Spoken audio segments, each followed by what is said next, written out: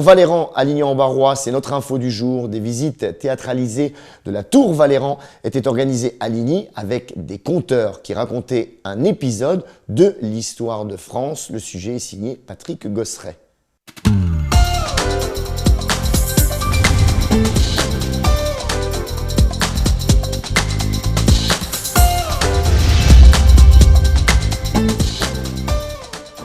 Je m'appelais Pierre de Luxembourg. Je suis né dans cette pièce car ma mère, la comtesse Mathilde, qui accouchait dans la demeure seigneuriale, a dû quitter la dite demeure à toute vitesse à cause d'un incendie. Donc, elle est venue se mettre à l'abri ici. Car les seigneurs, mon mari, ma mère, etc., nous habitions dans une belle demeure en dessous. Ici, c'est pas mal aujourd'hui, mais en hiver, c'est un petit peu frisqué.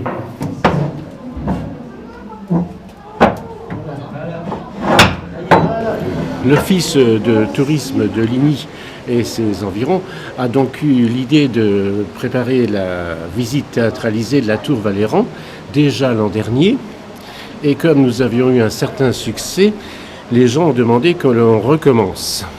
C'est la deuxième fois que nous avons mis sur pied cette opération. J'ai peut-être été emprisonné au Moyen-Âge, la tour a été terminée au XIVe siècle, et par le comte de Luxembourg, Valéran III, il m'a condamné à perpétuité, afin que je ne puisse pas livrer le secret du souterrain qui permet de s'échapper jusqu'à où? Jusqu'à Nantois. Merci beaucoup, messieurs, dames. Que j'aime les sourires. L'idée vient de la jeune hôtesse de l'office, Christine, et c'est un petit peu moi qui ai préparé les textes pour chaque acteur. Les personnages sont donc des personnages typiques de la vie de Ligny, comme vous avez vu le prisonnier, des soldats. Maintenant, vous êtes en face du bienheureux Pierre de Luxembourg.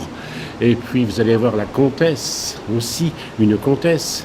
Et puis, la fée Mélusine.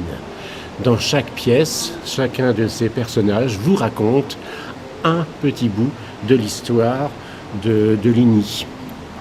Je suis née en 1505 et mon époux c'est Antoine II de Luxembourg.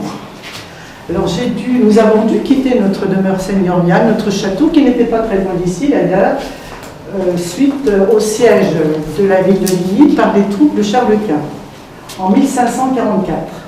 Le 28 et 29 juin 1544, les troupes de Charles Quint sont arrivées, ont assailli la ville.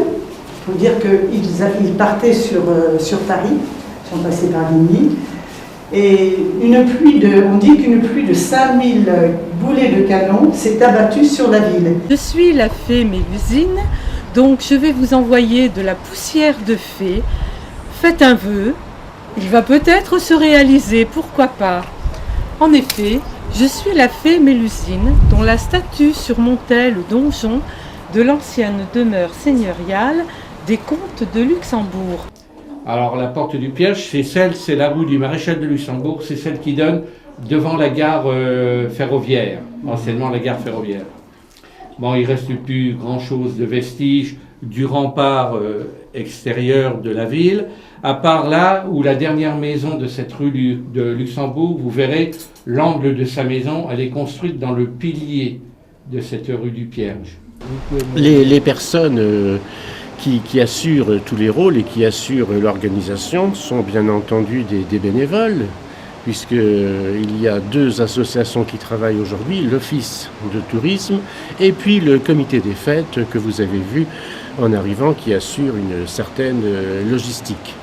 Et nous avons l'habitude de mettre sur place certaines manifestations, une visite ici par exemple avec des torches, une visite de l'église avec des lampes électriques, bientôt une visite mais dans un village. Nous sortons de Ligny-en-Barrois et à chaque fois ce sont des bénévoles qui œuvrent naturellement.